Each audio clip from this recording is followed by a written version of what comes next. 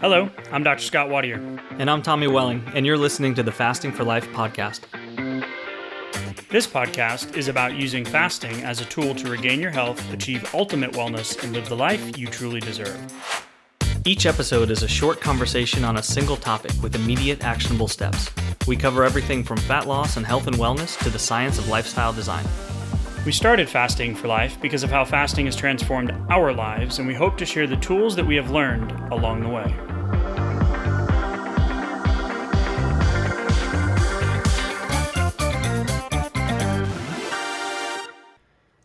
Hey everyone, welcome to the Fasting for Life podcast. My name is Dr. Scott Wadier, and I'm here as always with my good friend and colleague Tommy Welling. Good afternoon to you, sir. Hey Scott, how are you? Doing fantastic, my friend. Today's conversation is a doozy. It's a good one. We're going to be talking about the metabolic effects of intermittent fasting in patients with type 2 diabetes and how they exist in the short term but disappear after its discontinuation. A systematic review and meta-analysis of randomized controls trials by Fanjun Liu et al. In the Nutrition Research of 2025. So this is a brand new article that just came out, and it fits perfectly into our lexicon in the Fasting for Life. So if you are new to the podcast, welcome in. Thanks for giving us a shot. Thanks for listening in. We'll give you some actionable steps on how to adapt a fasting lifestyle and put things you can do starting today into your fasting journey. Happy to have you with us. If you want to know more about how fasting transformed our lives, why we do what we do, and how this study is not just for diabetics, but it is for all of us, head back and listen to episode 0, episode 1, get some more insight into who we are and why we do what we do each and every week, why we have our challenges, why we have all the free resources. All the links are in the show notes if you're looking for more support on our website, thefastingforlife.com as well. So happy to have you with us on this fasting lifestyle journey. If you're a long-term listener, shout out to you. Thank you for continuing to listen in. Your comments, your rates, your reviews, your downloads, your subscribes, that all helps the podcast gods and goddesses know that we are bringing value to you week in and week out, and that is ultimately what we want to do. So Tommy, as we dive into this study today, we want to talk about long-term sustainability. We always say, if you're new to the podcast, we say this often, begin with the end in mind. We don't want a diet. We don't want on-off mentality. It's easy to do with fasting. One day you're on, the next day you're off, right? Sure. The weekend comes, Monday comes, you're starting over again, right? You make some progress, you lose some weight, you're doing your exercise, and all of a sudden the wheels fall off and 6 months go by and you go, wait a minute, how do we get to 2026? What happened? So we want to talk about the sustainability piece, and this study perfectly highlights the long-term lifestyle adaptation of fasting, and it's going to be applied, obviously, from the study perspective to type 2 diabetics, but we're going to extrapolate that out to no matter where you are on your blood sugar, weight loss, health, or longevity journey, right?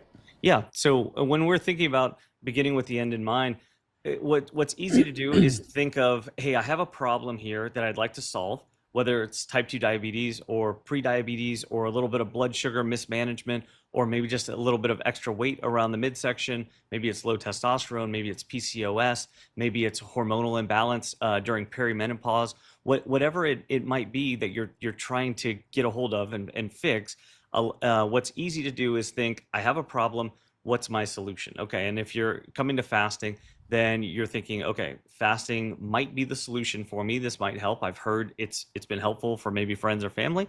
And then the next logical step might be, okay, and once I fix that problem, then I won't have to worry about it anymore.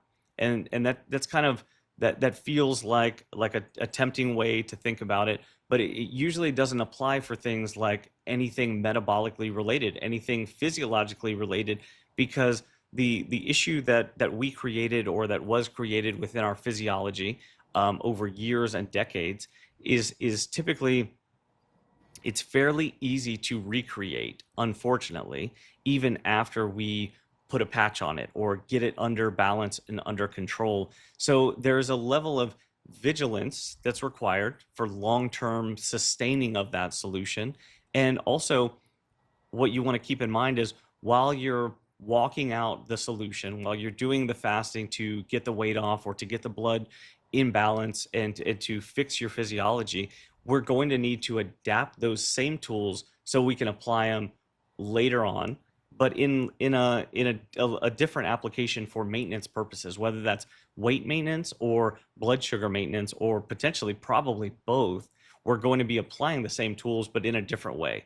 Maybe you might say in a less aggressive way, or in a less, in like a less of a degree between fat loss to weight maintenance, let's say. Because when we're maintaining that level of balance in the body, we might not need overnight fast. We might not need these, 30 or 40-hour fasts to do that, but we are still going to need consistency and long-term sustainability within our fasting lifestyle. And that's all we talk about in coaching and our challenges is what are those foundational habits? What is that lifestyle change? You can simply put adding a glass of water before your coffee in the morning into your habits on a day-to-day basis within a few weeks. Mm-hmm. But lifestyle adaptation, and what we see in the statistics is, people will lose a substantial amount of weight, anywhere from, 5, 10, 15, 20% of their body weight, and then they regain it within that 2 to 3 year mark, 95% of the population. Because they didn't have that end in mind. They didn't have the end in mind, the sustainability is not there, yeah. Yep, that long-term sustainability piece. So why does it matter, and why does this matter to everybody listening for a fasting lifestyle enthusiast? Mm-hmm. Well, the reality is the current state of where we are globally and here in the U.S. is 38 million Americans, so about 11.5% of the U.S. population, has diagnosed diabetes. There's another almost 9 million folks that are undiagnosed. So 23% of American adults with diabetes are unaware they have it. And then there's 98 million people, so 38% of the U.S. adult population that have prediabetes. So we're talking, quick math, 50 million Americans. Wow.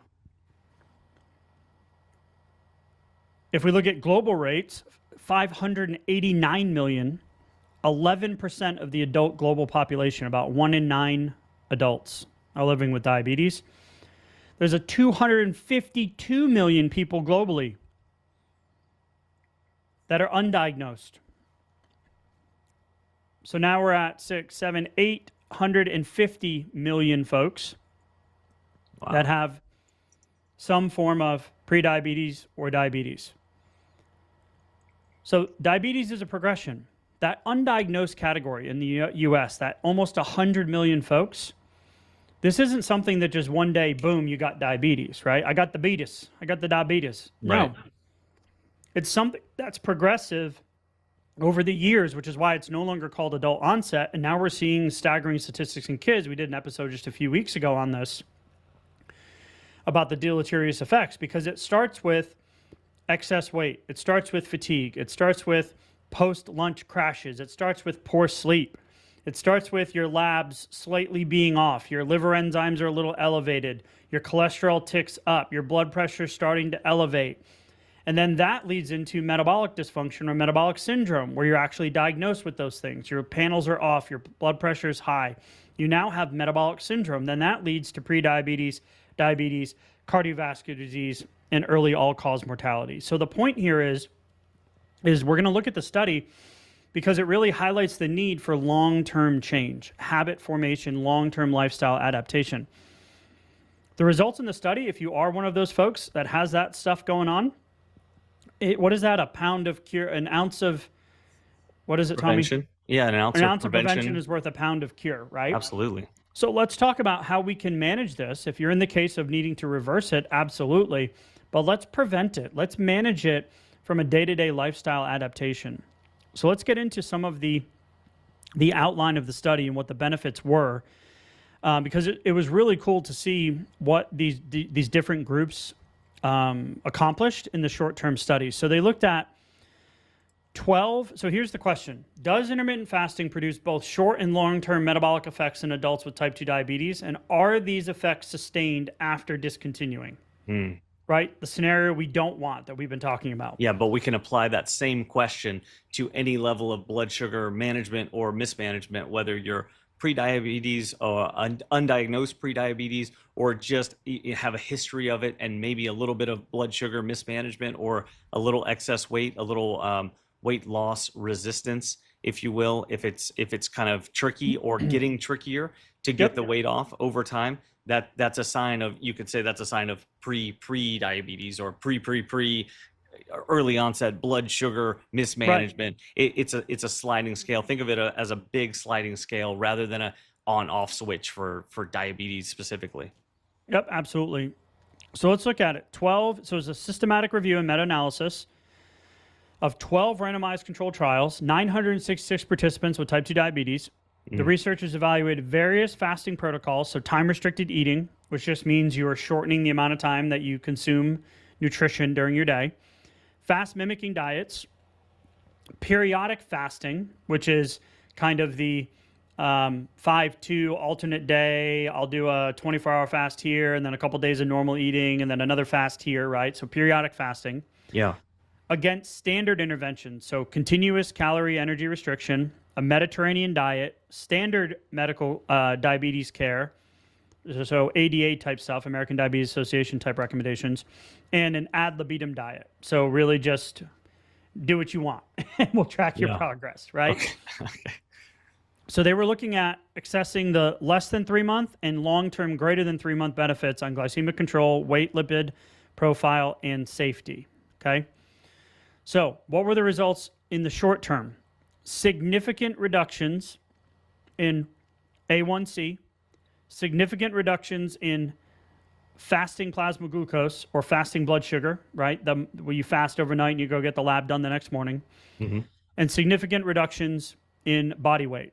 Okay, so check, check, check. All the things that we would love to see, and we've seen, article after article in the research that the benefits of fasting when it comes to metabolic function for diabetics, specifically related to body weight and blood sugar.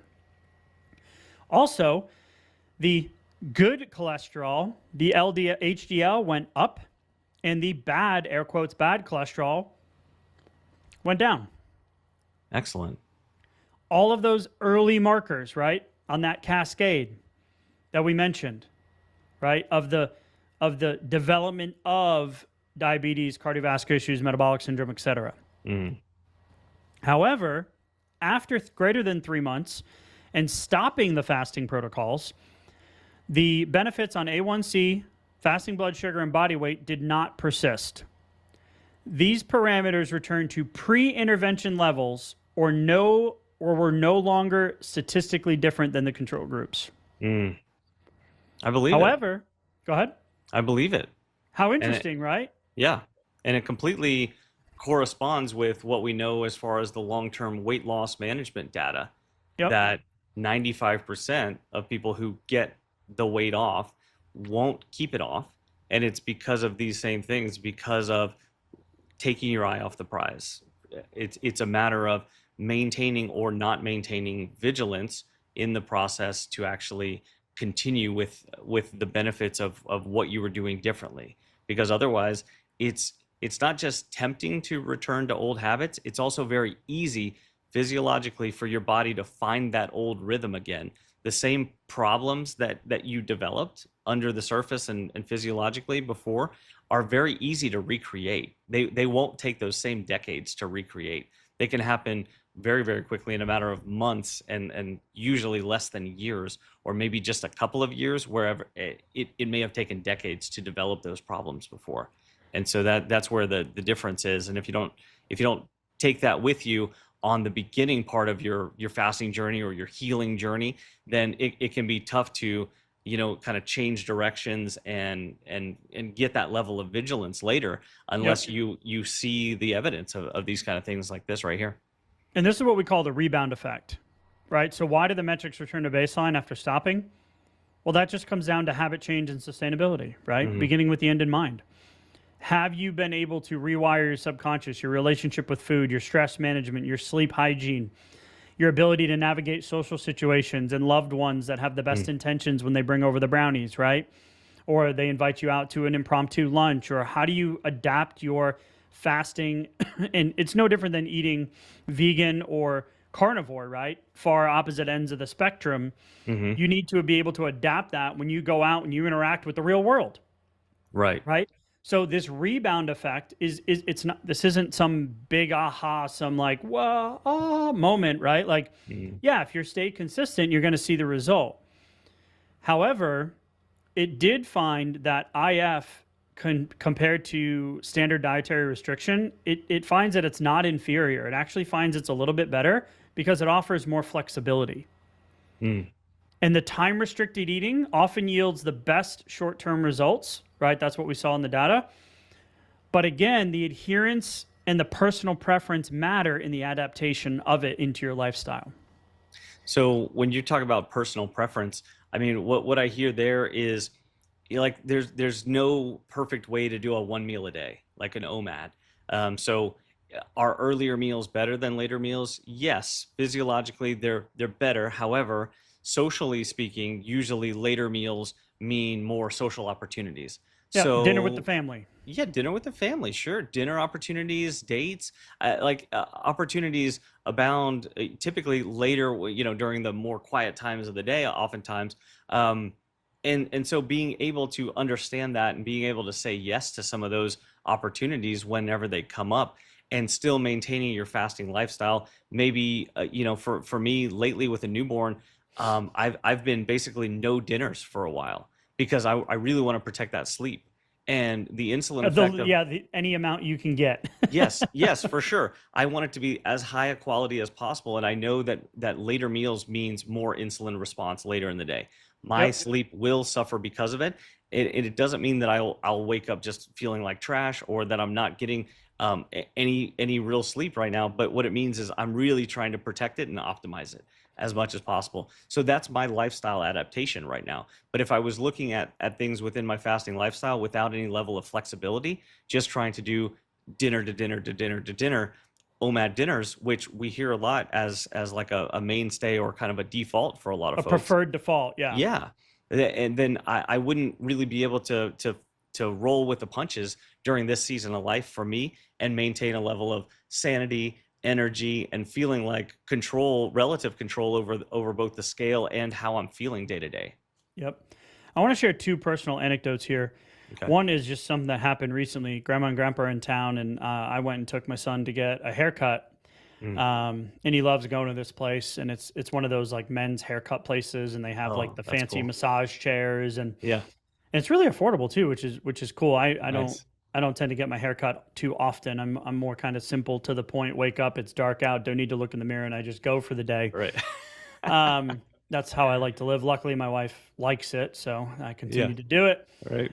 So I took him, and dinner was being made, and we were having the HEB gluten-free turkey burgers for dinner, Hmm. and we had some leftover cold-resistant starch. There was some, baked potatoes, white potatoes. My kids love them with the Hmm. Kerrygold butter, and there was some things. So I was like, all right, great. I'll come home, dinner will be ready. So my wife made an entire box of turkey burgers.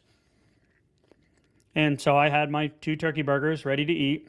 And then the kids had already started eating because we got back late. And then I heard, hey, Dad, can I have more turkey burger?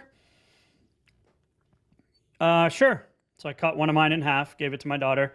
Hmm. My son, hey, Dad, can I have more turkey burger? Great. Gave that to my second child.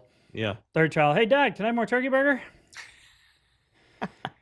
Okay. So I ended up like, all right, fine. I did plan on eating dinner with the family. So I went back into the fridge, grabbed this is that whole dinner conversation, grabbed the leftover meatballs that we made, right? Hmm. I was like, all right, great. I'll just heat these up, throw a little Parmesan cheese, a little sauce on them, good to go. Hey, Dad, can I have some meatballs? So at this point, as part of my lifestyle adaptation, I was like, all right, you know what? I'm just going to fast. I'm just going to continue fasting. I've been fasting all day. Hmm. Made an element water with a little salt and electrolytes, sat down, enjoyed dinner. I was a little annoyed in the moment, not going to lie.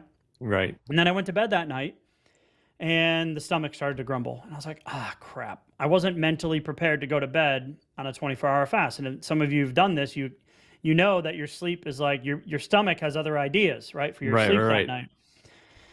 So tossed and turned, tossed and turned. I finally get up. I was like, all right, let me do the salt. So I did a half a teaspoon of Redmond's in some water, chugged it, went back and laid down, and finally fell asleep. Nice. So Okay. the thing is that's an adaptation, right? That's a long-term tool or skill from a fasting tool belt.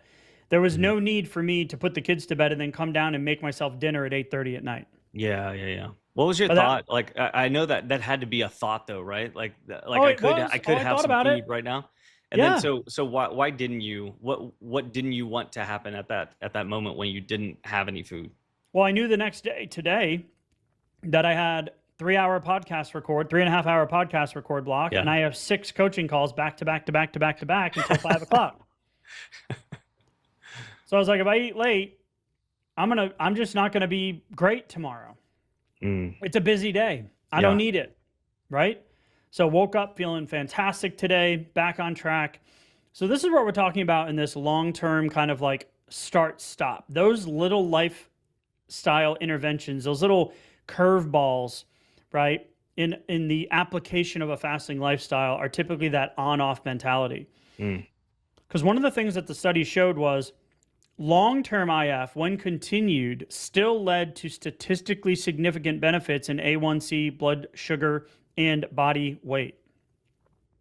So when do we get on? When are we on? When are we off? Well, the long-term adaptation is reverse engineering. Okay, what's my goal? And this happened when, I'll try to keep this one a little shorter. When I first came to fasting in June of, I'd done some intermittent fasting and keto prior to this, but in June of 2019, standing in your kitchen on Father's Day, Mm-hmm. and I had noticed you had lost about 30 pounds. And I was like, man, what are you, like, okay, you got a medical background, master's in physiology, degree in psychology. I was like, put me on the couch. Put me on the couch in your clinic. Put me in Yeah. the patient chair. What are you doing? And you handed me the obesity code. I went home, I read it that night cover to cover, and I started fasting. I lost 48 and a half pounds in 50 days. Mm-hmm. Was my journey over? Right. Had I reversed my insulin resistance, undiagnosed prediabetic, and I'd been searching for years trying to figure out why my labs are elevating, why I couldn't lose the belly fat, why I was tired all the time, all that stuff that I mentioned in the beginning on the progression of, all of the symptomatology and lab changes to metabolic syndrome, to prediabetes, to diabetes, to cardiovascular disease, to eventual all-cause mortality, right? Yep. So I was like, oh, wait a minute. No, it didn't. So then I regained some of it, right? Regained about 22 of the initial 50. Then I had a surgery. I lost it again. Then I had a surgery, regained about 15. Then I lost that. So it's this adaptation, this long-term application, the long-term fasting, when continued, led to statistically significant benefits in A1C and body weight, where I am living now. Wow.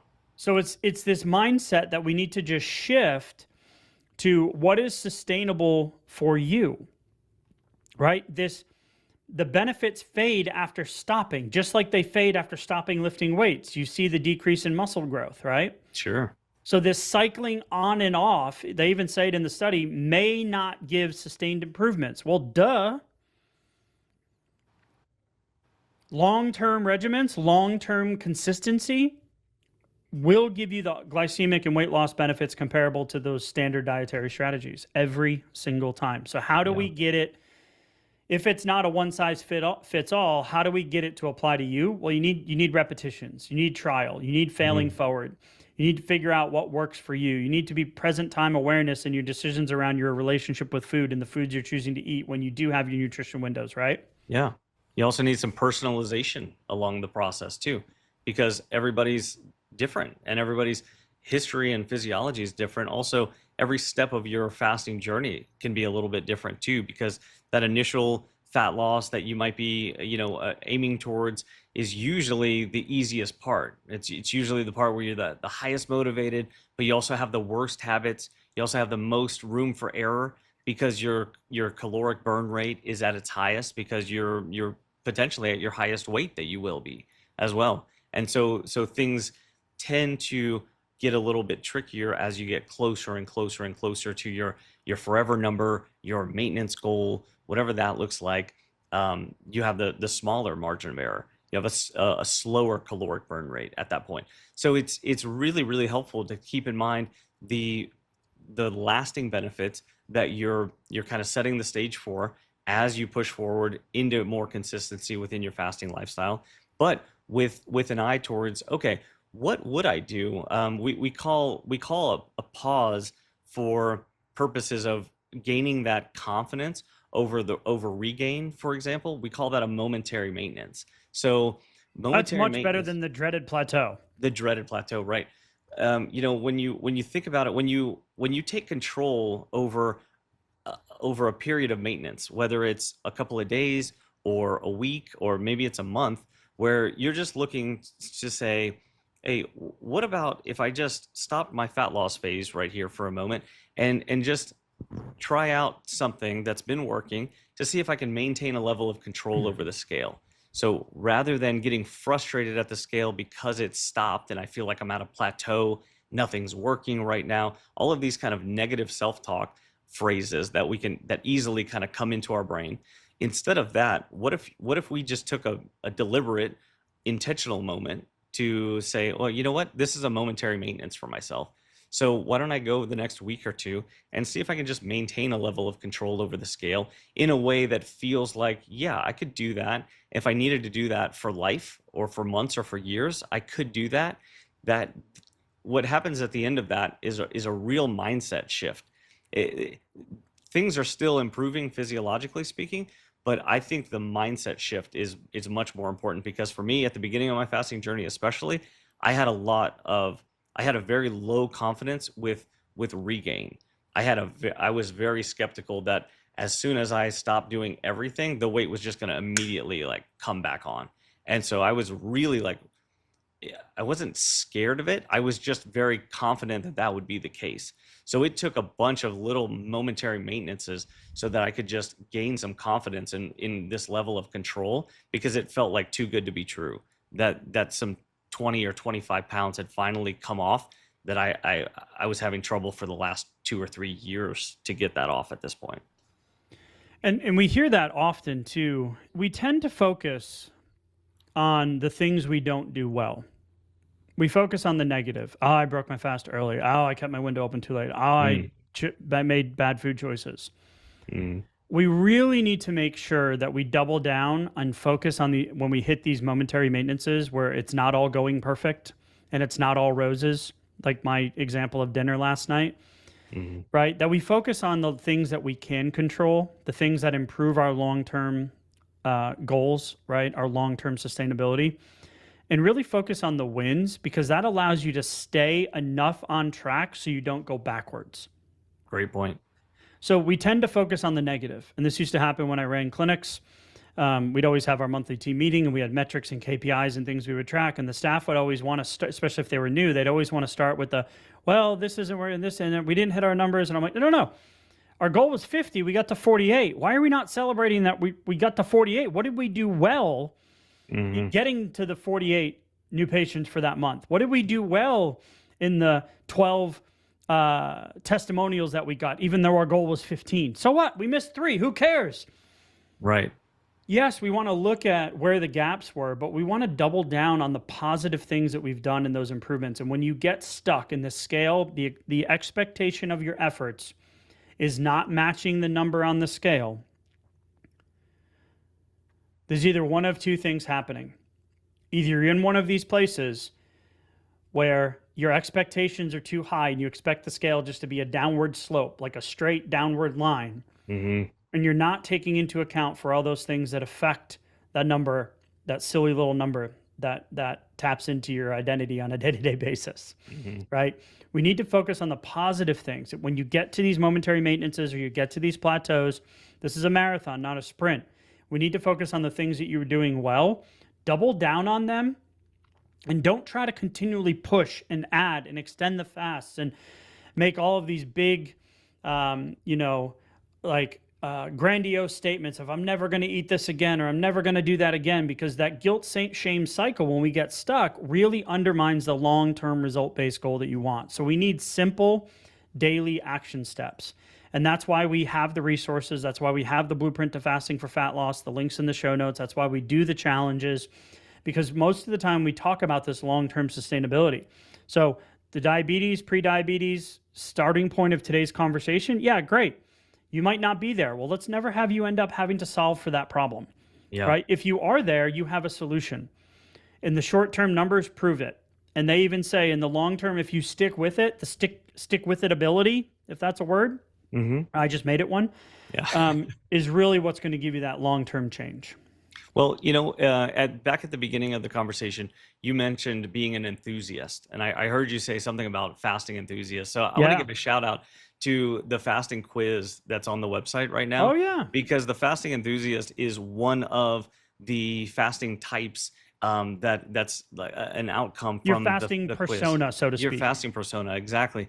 And so within the fasting enthusiast, which we've hit on several of these points during this conversation, but in short, it says you're excited about the potential of fasting. You might have a wealth of knowledge about it, but you may be struggling to consistently put that knowledge into practice. And that's absolutely one of the underlining points of today's conversation, which is continually putting that knowledge into practice, because the knowledge doesn't get you the end result that you want. It's the doing that's going to lead to it. And the doing can't stop just because you hit the finish line that you initially set out for. Because if and when you do hit that finish line goal, whether it's balancing the blood work or getting to a certain number on the scale or a certain body composition metric, that's fantastic. You should celebrate it. But at the same time, you should also be mindful that it's time to stay vigilant on a new set of maintenance goals at that point. It's not time to go, okay, well, the fasting thing was cool and it worked for me, and now I can go back to what I was doing back whenever I was creating that problem. No, it's time to kick in the adaptation method that you want to be working on before you get to that point. So always be thinking long term that I want to be adapting these tools so I can use them for life, not just to solve this one problem at this one point in time. And we have so many testimonials, dozens and dozens and dozens of examples, with coaching, where people they'll come in, husband and wives will lose 100 pounds, 80 pounds, 50 pounds, off medications, decrease pain, adding walking and exercise in, and then, we'll see them transpire into this place where it's like, all right, well, I've got the tools, now let me go do it. And so many times we hear, and we love this, we gave a shout out on the last podcast to someone who had success for multiple years, right? Multiple years. Penniless 57, I believe. Yes. Multiple years of success, and then a 2-year break, and lost 60 pounds initially and then regained 20. Well, the good news is, let's celebrate the fact that you didn't regain the other 40. Yeah, that's and huge. Here you are, huge, in real time on your journey.